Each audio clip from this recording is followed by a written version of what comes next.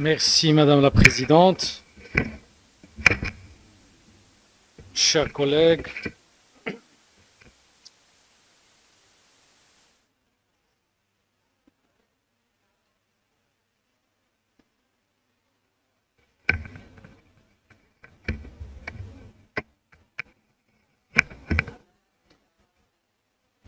Alors, c'est un vrai plaisir d'être parmi vous. Merci à l'AMCAR.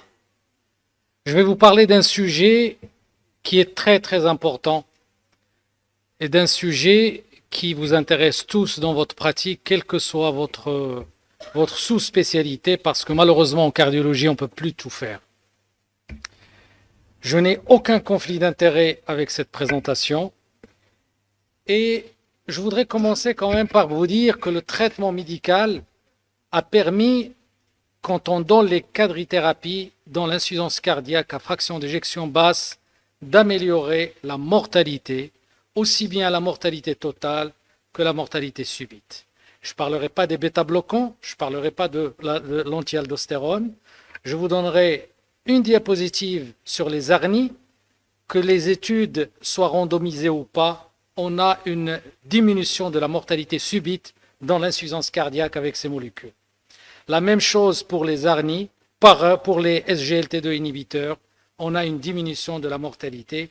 Et donc, mon premier message, c'est que toute insuffisance cardiaque à fraction d'éjection basse doit bénéficier de 4 médicaments, car on peut améliorer la fraction d'éjection et donc éviter un certain nombre de thérapeutiques, sachant que la fraction d'éjection, et je vais revenir sur ça, n'est pas le moyen idéal pour sélectionner les patients à un défibrillateur.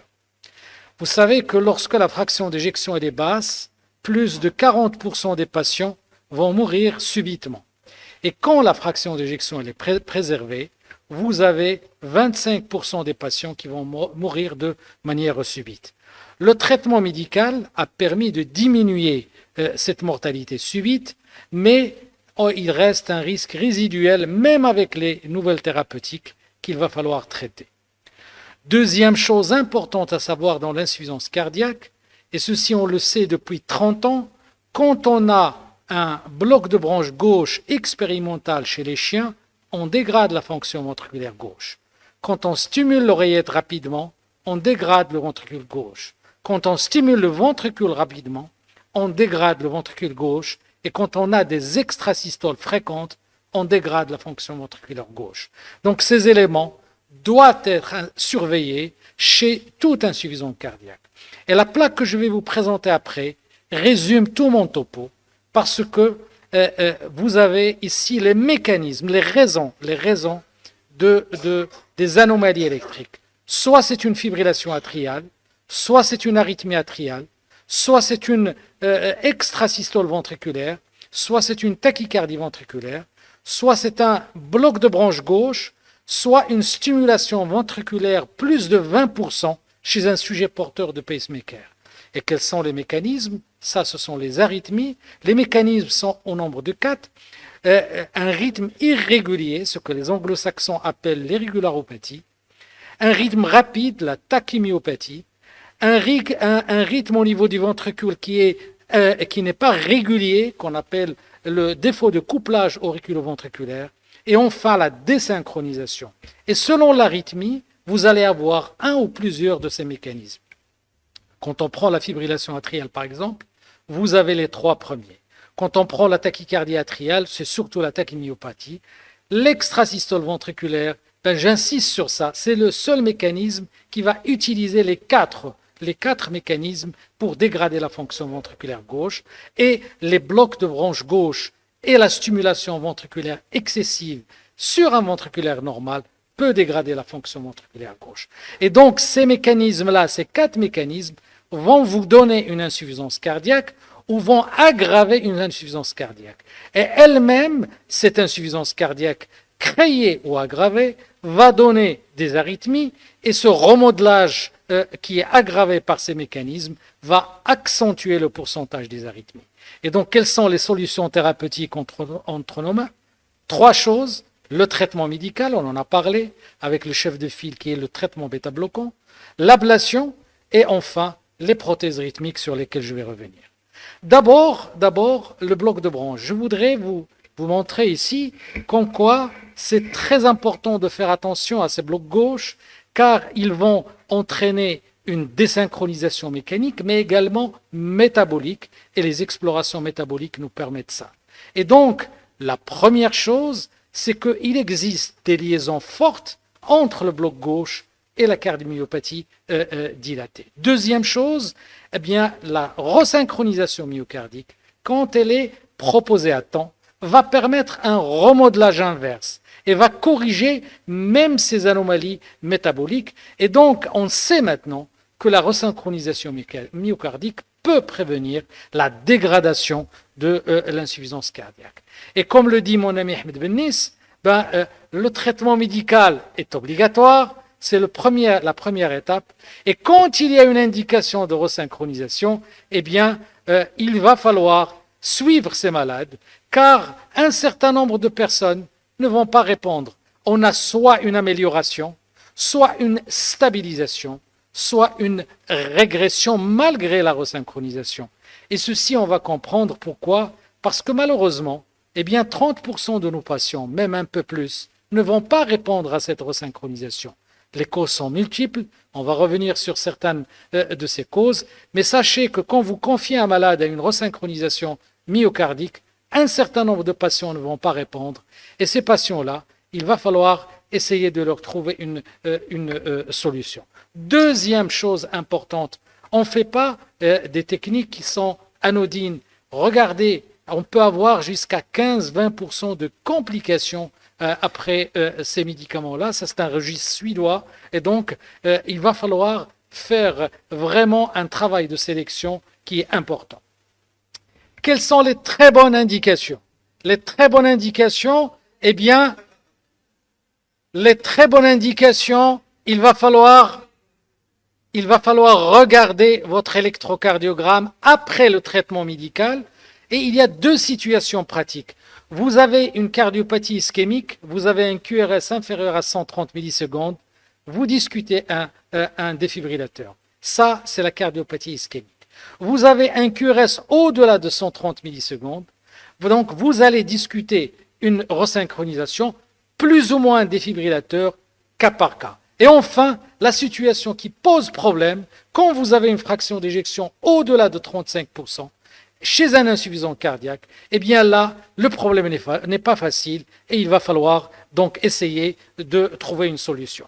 Il faut bien sûr, toujours après 3 à 6 mois de traitement médical, réévaluer les malades pour analyser leur fraction d'éjection.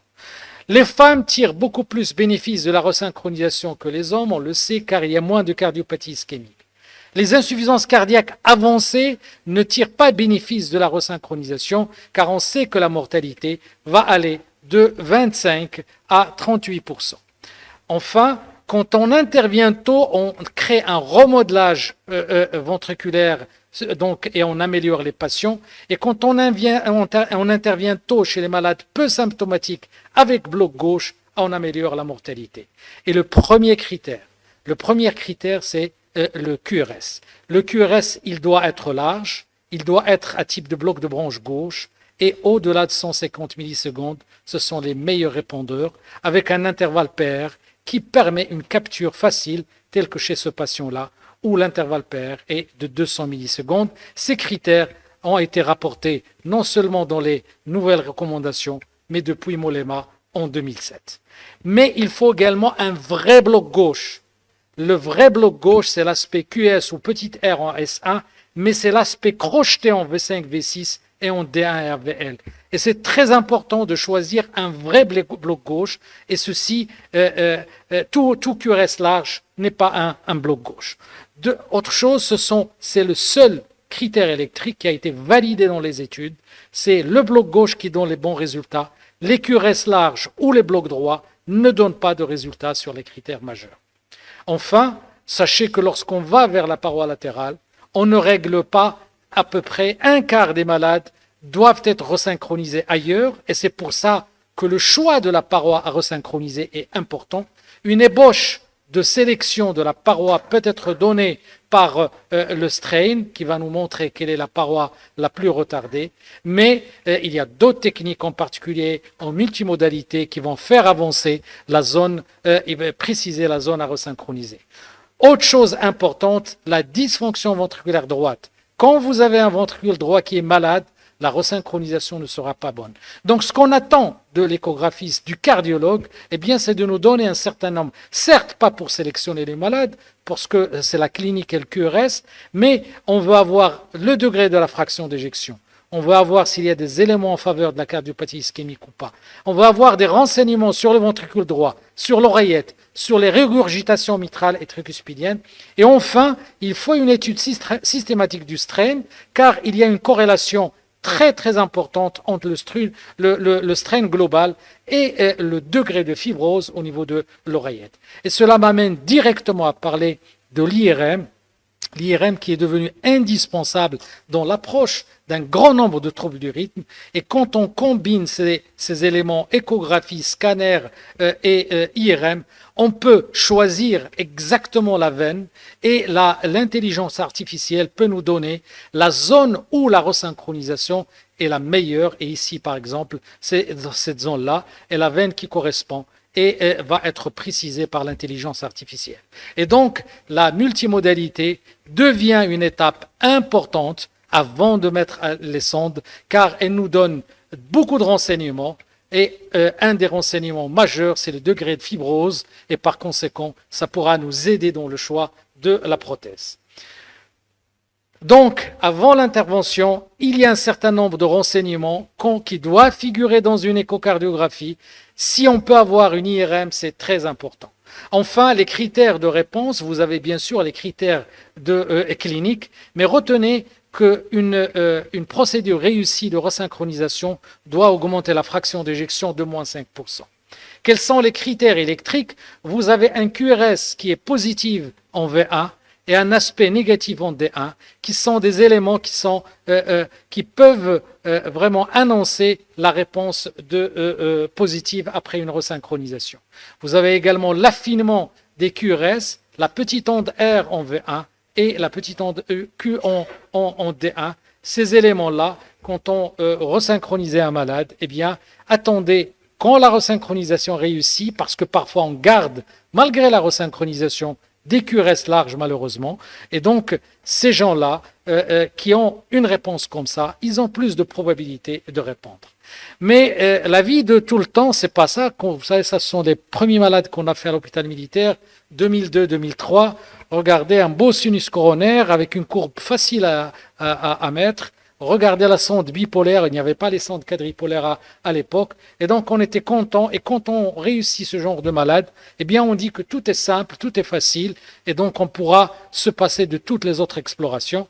Malheureusement, la vie de tous les jours, c'est pas ça. Ça, c'est les livres, ça, c'est ce malade-là, mais la vie de tous les jours, il y a des obstacles. Vous avez d'abord des problèmes de passage au niveau du sinus coronaire, les valves de Wiersens, les valves de Tebezius. Regardez comment cette valve-là va bloquer le passage, l'entrée au niveau du sinus coronaire. Et quand quelqu'un commence à travailler et qui n'a pas beaucoup d'expérience, ça c'est un problème. Quand on travaille dans un centre où il n'y a pas le matériel nécessaire pour traverser, c'est un problème. Et donc tout ça doit être mis vraiment dans l'arrière-plan avant de resynchroniser le malade. Également l'anatomie, si on peut avoir l'anatomie du sinus coronaire et des branches et des capitales, il est très difficile d'avancer à angle aigu si on n'a pas le matériel nécessaire. Et puis, malheureusement, l'anatomie est parfois pauvre. Regardez, ce sont des malades. Ici, on n'a que cette veine postérieure où on avait une stimulation phrénique tout le temps. Et là, les sinus coronaires sont très, très, très avares. Il n'y a pas de branche latérale. Et ces malades-là ne pouvaient pas être resynchronisés normalement, correctement.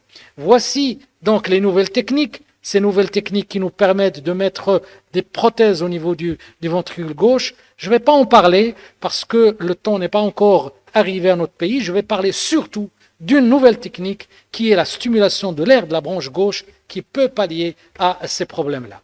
Vous savez que quand on parle d'une stimulation physiologique, ça regroupe la stimulation ischienne et celle de la branche gauche et la resynchronisation myocardique. Et qu'est-ce que c'est la stimulation de la branche gauche.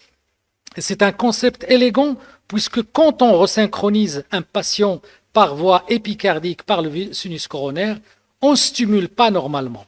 On stimule de l'épicarde vers l'endocarde, le ventricule gauche, et le ventricule droit, il est stimulé de l'endocarde vers la périphérie.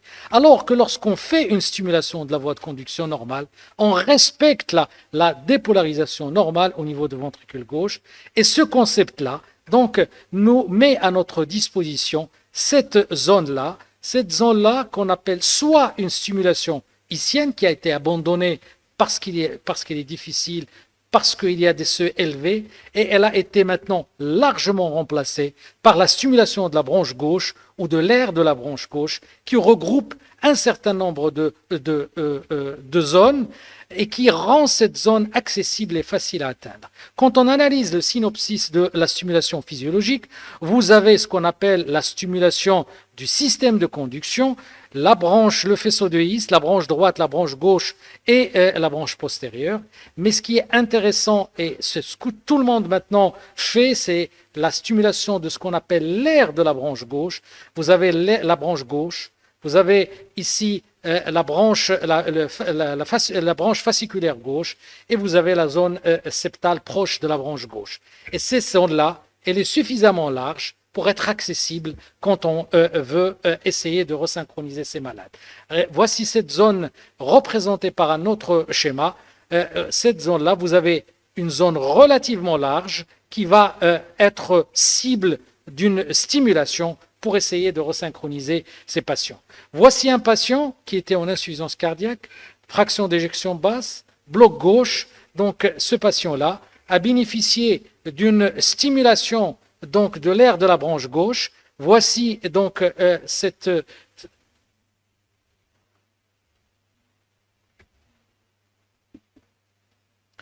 voici le cathéter ici mis en place. Ensuite, on guide, on s'oriente sur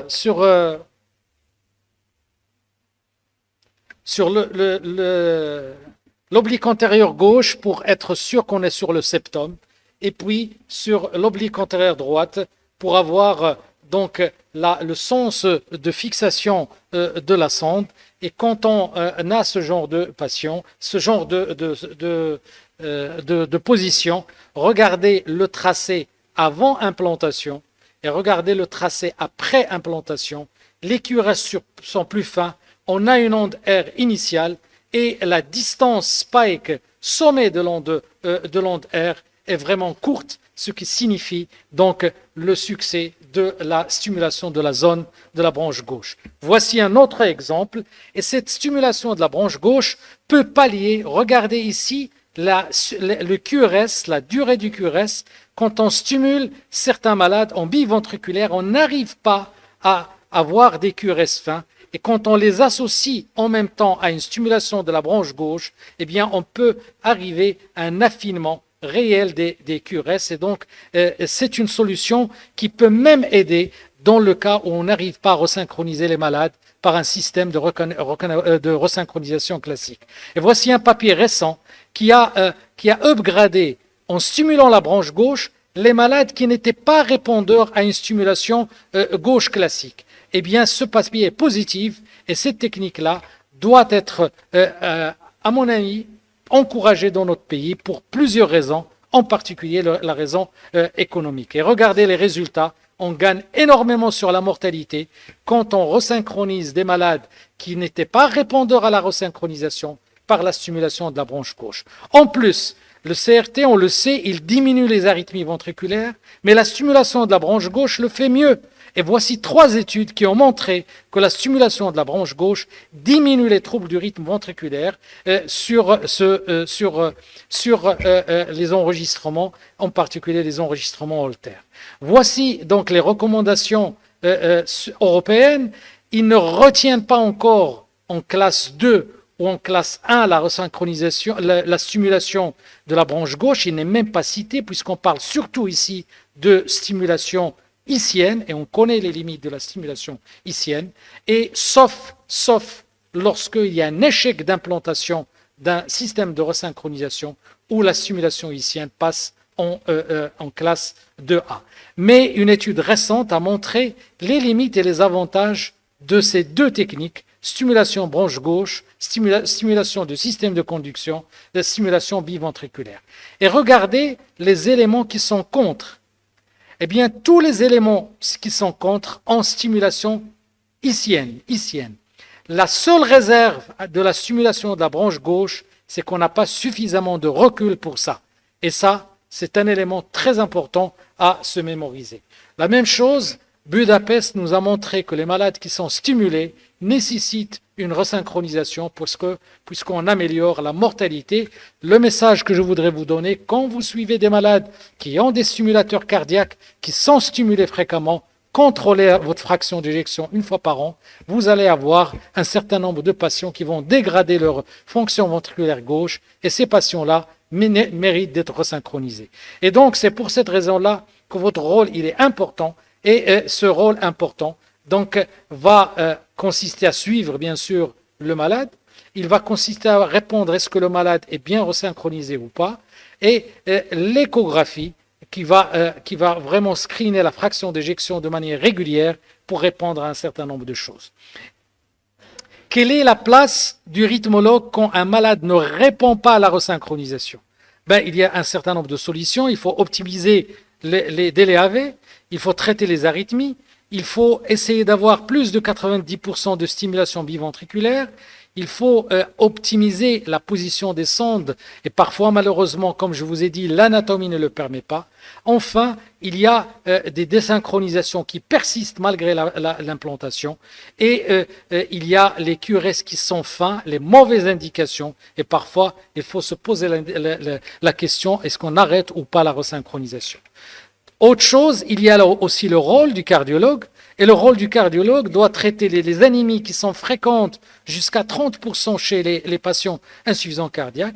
Il doit optimiser son traitement médical et il doit travailler sur la compluence au traitement vis-à-vis de ces patients. La fraction d'éjection, vous savez que ça a été vraiment la base de sélection des patients. Et vous avez ici Madit et Must, on avait un Holter positif ou une exploration électrophysiologique. Quelques années plus tard, on a enlevé ces éléments-là et on retient que l'insuffisance cardiaque et on a diminué le cutoff de la fraction d'éjection. Et après, eh bien, Madit 2, on est arrivé à 30% et sans aucun élément qui permettait la sélection auparavant. Et donc, la fraction d'éjection, elle était la base de la sélection des patients.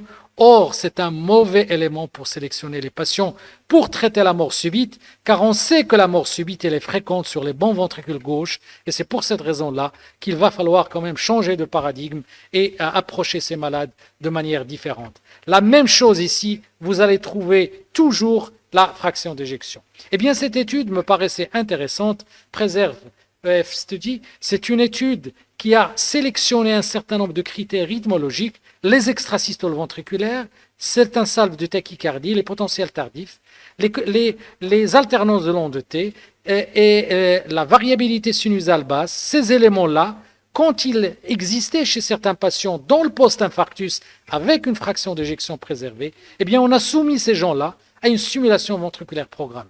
Et on a démontré que chez les gens chez qui on a induit des troubles du rythme ventriculaire significatifs, eh bien, et ces gens-là font de la mort subite, font des troubles du rythme graves, et cette catégorie-là, inductible, méritait d'avoir un défibrillateur. Autre chose, Danish, vous connaissez cette étude qui s'est intéressée aux cardiomyopathies non ischémiques. Elle était négative, sauf chez une catégorie de patients jeunes. Et donc, les cardiomyopathies dilatées, d'ailleurs, dans les dernières recommandations, vous ne trouverez pas une indication classe 1 en prévention primaire dans la cardiomyopathie dilatée non ischémique. Et c'est pour cette raison-là que, à part le sujet jeune, moins de 60 ans, il n'y a pas d'indication de défibrillateur au cours de la cardiomyopathie dilatée. On a essayé de noyer le poisson en faisant des méta-analyses, mais la réalité, c'est que ces cardiomyopathies dilatées eh bien, ne bénéficient pas, en particulier chez le sujet âgé, d'un défibrillateur. Il y a aussi l'IRM qui aide à sélectionner le patient et vous savez que quand on a cette fibrose au niveau du septum, eh bien, elle est corrélée à un certain nombre d'éléments qui vont entraîner donc l'indication d'un défibrillateur associé. Et voici les recommandations de la Société européenne de cardiologie. Plus vous avez de la fibrose, plus le ventricule gauche est nécrosé, plus vous allez mettre un défibrillateur, plus le sujet âgé et moins vous allez avoir de la fibrose, plus vous allez vous contenter d'une resynchronisation sans défibrillateur. Il faut faire également attention à ces pathologies-là qui vont nous faire opter vers une simple resynchronisation, cardiopathie non ischémique, la durée de vie courte du patient, les comorbidités importantes, la fonction rénale altérée et les préférences de patients, parce que recevoir des chocs fréquents, c'est aussi désagréable à partir d'un certain âge où on sait qu'on va mourir bientôt. Voici une nouvelle mise au point donc de ces recommandations publiées à Europace et où il vous dit que le défibrillateur, prévention secondaire, quand vous avez une relation syncope-arythmie, quand vous avez une grande cicatrice, les cardiopathies ischémiques, les charges en tachycardie ventriculaire non soutenue importante, lorsque vous n'avez pas de réserve de récupération sur le ventricule gauche et le jeune âge, ce sont ces éléments-là qui doivent pousser à mettre un défibrillateur. La resynchronisation myocardique n'est pas le seul problème de l'insuffisance cardiaque. Vous avez cette fibrillation atriale et vous avez également les troubles du rythme ventriculaire, et vous savez que ces troubles du rythme ventriculaire vont nécessiter parfois autre chose que le défibrillateur, parce qu'ils vont entraîner ils vont être traités par les bêta-bloquants, mais on peut éviter un certain nombre de chocs, en particulier quand on ablate ces malades. Je ne sais pas si le docteur Chehi est là. Voici un malade, dit le docteur Chehi, 63 ans, qui a fait un infarctus du myocarde en 2020, tachycardie ventriculaire. Il a été resynchronisé par un collègue qui travaille en France, qui est parti le lendemain. La sonde s'est déplacée, pas parce que le collègue est mauvais, parce qu'il avait un très mauvais sinus coronaire, on ne pouvait pas mettre donc de sonde au niveau du sinus coronaire. Et donc ce malade a été géré par un autre collègue en l'absence de la personne qui l'a implanté. Et ce malade-là, vous voyez qu'il a des extrasystoles, mais il fait surtout des tachycardies ventriculaires. Regardez tous les critères que vous voulez, des tachycardies ventriculaires relativement lentes, mais il faisait des tachycardies 2-3 fois par semaine. C'est un malade qui ne sortait pas du cabinet du docteur Chehi. Et donc, malgré qu'il avait un défibrillateur, on n'allait pas envoyer des chocs sur des tachycardies autour de 130 par minute. Et donc, ce malade-là qui supportait sur le plan clinique ces tachycardies, il fallait lui proposer une solution ablative. Voici la cartographie du ventricule gauche de ce malade. Tout ce qui est en gris, c'est de la nécrose. Regardez l'amplitude de sa nécrose. Il est en postérieur, en antérieur, en septal. Ce malade-là était inductible facilement. C'est pas très rapide, on est en 12 mm. C'est exactement la même TV clinique. Ça paraît rapide parce qu'on est en 12 mm. Et on a bien sûr mappé ces tachycardies. Ces tachycardies avaient une zone prédictive dans cette région-là, et on a délivré de la radiofréquence. On a délivré pas mal de radiofréquences à ce niveau-là. C'est une procédure qui a duré 3 heures. Mais la suite était très importante. Voici les éléments qu'on a ciblés, soit une activité lente, soit ce qu'on appelle les LAVA, donc cette activité particulière sur la sonde d'ablation nous a permis donc de ne plus avoir, je vous assure que ce malade, je l'ai contrôlé en décembre 2023, il n'a plus refait de tachycardie, et voici un des versants de traitement électrique de l'insuffisance cardiaque. Voici un deuxième exemple, patient de 47 ans, qui a beaucoup d'extrasystoles ventriculaires, 21% sur le Holter, qui a une dyspnée, sa fraction d'éjection a chuté. C'est une marathonienne qui n'arrivait plus à courir, et cette patiente a été mise sous flécaïne et bêta-bloquants sans aucune efficacité, et il avait une IRM qui était strictement normale. Cette patiente a des extrasystoles particulières. Regardez, c'est un aspect de bloc gauche. C'est une transition vers V3, V4 et c'est un axe inférieur. Donc c'est une zone infundibulaire dans le mur latéral qui est touché. Là aussi, cette patiente a été étudiée et on a analysé ses extrasystoles. Et quand on a fait l'activation par l'extrasystole du ventricule droit, vous avez la zone en blanc qui regardait la zone punctiforme qui était responsable de ces extrasystoles. Et cette zone-là, eh bien, elle avait les critères électriques puisque on avait l'aspect QS, on avait la précocité. Et quand on a traité voici la précocité avant le QRS, avant l'extrasystole en endocavitaire. Et quand on a tiré ici avec de bons paramètres, avec une chute de l'impédance, je vous assure que cette patiente a nettoyé non seulement son électrocardiogramme, mais également son Holter. Et si, quelques mois après, le cardiologue m'a dit qu'elle a retrouvé une fraction d'éjection strictement normale et qu'il a repris sa course marathonienne. Donc, l'ablation dans l'AFA, chez l'insuffisance cardiaque à fraction d'éjection préservée, elle a d'excellents résultats et je ne vais pas rentrer dans le détail. Là, l'élément que je voudrais débattre avec vous, c'est surtout la fibrillation atriale chez l'insuffisance cardiaque à fraction d'éjection basse. Et là, il n'y a pas de discussion. On sait que sur la mortalité, l'ablation fait mieux que le traitement médical. Sur les hospitalisations, l'ablation fait mieux que le traitement médical.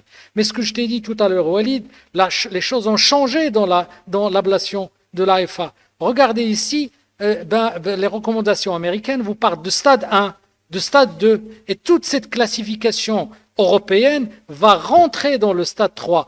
Et normalement, on doit agir dans le stade 1, stade 2 pour essayer de retarder l'installation de la fibrillation atriale. Et donc, c'est très important d'agir en amont de l'installation de la fibrillation atriale. Et ça, c'est vraiment le rôle de tout cardiologue. Quelle est la technique? Quelle est la meilleure technique? La technique validée, ce sont les veines pulmonaires. Regardez ici les recommandations de 2023, fin 2023, publiées dans Circulation 2024. Ils vous disent que tout le reste, le toit, l'isthme, les cafés, tout ce que vous voulez, les résultats sont incertains. Et donc, il va falloir cibler, faire les veines correctement. Et effectivement, comme l'a dit Walid, la technique n'est pas importante. Il faut utiliser la technique qu'on maîtrise. Quand on fait de la radiofréquence correctement, il faut la faire. Quand on fait la cryo correctement, il faut la faire. D'ailleurs, quand on compare ces deux techniques, il n'y a pas grande différence entre les deux techniques. En avril-mai, le Maroc aura donc l'électroporation. J'ai l'engagement de la société qui fait ce matériel.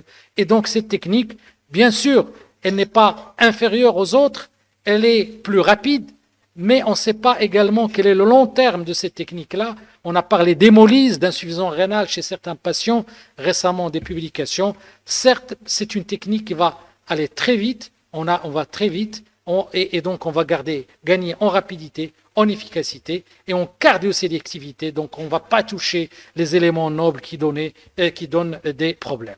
Je voudrais rediscuter avec vous l'étude Castella-F, cette étude où on sent la sélection des malades. Les malades ont été sélectionnés.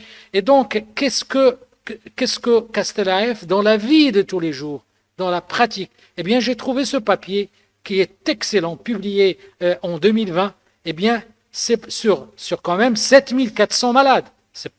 Ils n'ont pas trouvé les résultats de Castella-F. Ils n'ont pas trouvé les résultats de Castella-F dans leur pratique. Autre chose, le papier dont a parlé Walid, effectivement, sur de petits nombres de malades, on a amélioré un critère composite, mortalité, LVAD, etc. Mais que disent les recommandations? Les recommandations, ils sont sages, les recommandations. Les Américains sont très sages. Regardez, ils vous disent on traite un accès aigu, soit par une cardioversion, soit qu'on s'est supporté par un traitement médical, bêta-bloquant quand la fraction d'éjection est inférieure à 40%, bêta-bloquant ou inhibiteur classique quand la fraction d'éjection est supérieure à 40%, et si le but n'est pas atteint, on ajoute de la digoxine, et sinon, on ajoute de la myodarone. Mais regardez ce qui va se passer après. Ils vont évaluer l'intérêt d'une ablation. Et là, ils vous disent que probablement l'ablation est bénéfique. Quels sont les éléments? Quand on a des éléments qu'il y a une place de la cardiomyopathie rythmique, quand la suffisance cardiaque est à un stade précoce, quand il n'y a pas beaucoup de fibrose aussi bien au niveau de l'oreillette qu'au niveau du ventricule, ce qui rend l'IRM de plus en plus indispensable quand on veut faire de l'ablation de l'AFA. Quand l'AFA est paroxystique ou persistante débutante, quand les sujets sont jeunes et quand il n'y a pas de comorbidité. Ces gens-là ont de la probabilité de bénéficier de l'ablation quand ils sont insuffisants cardiaques à fraction d'éjection réduite. L'autre groupe, eh bien, la probabilité de bénéfice, elle est faible. Elle peut exister chez un certain nombre de patients, mais elle est faible. Et donc, souvenez-vous, s'il vous plaît, que de ça. C'est très important pour vous sélectionner vos malades. Et regardez comment ils ont intégré ça dans la prise en charge. C'est ce que je viens vous dire. Ils ont intégré ça dans la prise en charge. Ils parlent de fraction d'éjection basse classe 1. Ils parlent de fraction d'éjection préservée classe 2. D'accord? Et c'est ce que je viens de vous dire. Mais regardez l'autre côté, les gens qui ne vont pas bénéficier, ils vont soit contrôler le rythme par les médicaments, soit ils vont contrôler la fréquence cardiaque. Et la fréquence cardiaque va être contrôlée, donc, soit par l'ablation de la jonction atrioventriculaire, resynchronisation ou stimulation de la branche gauche. Et donc, regardez les gens qui ont les moyens, ils sélectionnent les patients pour proposer une ablation de FA quand il s'agit d'une insuffisance cardiaque.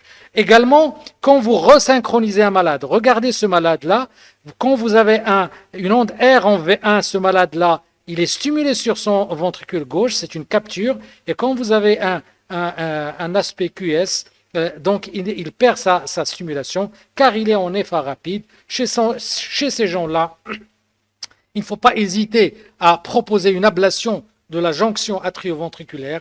Et regardez, quand on ablate ces gens-là, eh bien, on retrouve une resynchronisation parfaite et une onde R positive en V1 tout le temps. Et j'ai presque terminé. Quand vous avez une insuffisance cardiaque, eh bien, d'abord le traitement médical. Il faut optimiser le traitement médical et vous avez maintenant qu'il y a une phase rapide d'optimisation du traitement médical. Ensuite, il va falloir rechercher un bloc gauche parce que le bloc gauche n'est pas corrigé par le traitement médical. Quand ces malades restent symptomatiques, quand ils ont une fraction d'éjection basse avec un bloc gauche, il va falloir les resynchroniser. Ensuite, il va falloir rechercher une fibrillation atriale. En tenant compte de ces critères que je vous ai dit, vous allez proposer un traitement, une ablation des veines pulmonaires, parce que vous savez que l'ablation des veines pulmonaires fait mieux que le traitement médical. Quand on ne peut pas, eh bien, on va proposer un traitement médical. Quand vous avez des extrasystoles ventriculaires fréquentes, même s'ils ne créent pas, dans certains cas, de l'insuffisance cardiaque, ils vont l'aggraver. Il va falloir proposer cette ablation d'extrasystoles ventriculaires. Les autres tachycardies également, les tachycardies atriales, les flotteurs, il va falloir les traiter par ablation. Et enfin, quand on n'arrive pas à contrôler la fréquence d'une fibrillation atriale, il va falloir ablater le nœud et resynchroniser ces malades. Sachez que la prévention primaire, on doit discuter le défibrillateur cas par cas, il n'y a pas de choses systématiques, que la stimulation ventriculaire programmée a de plus en plus de place, en particulier dans les fractions d'éjection supérieures à 35%. Et enfin, je suis persuadé que la stimulation de la branche gauche aura un avenir extraordinaire. Je vous remercie.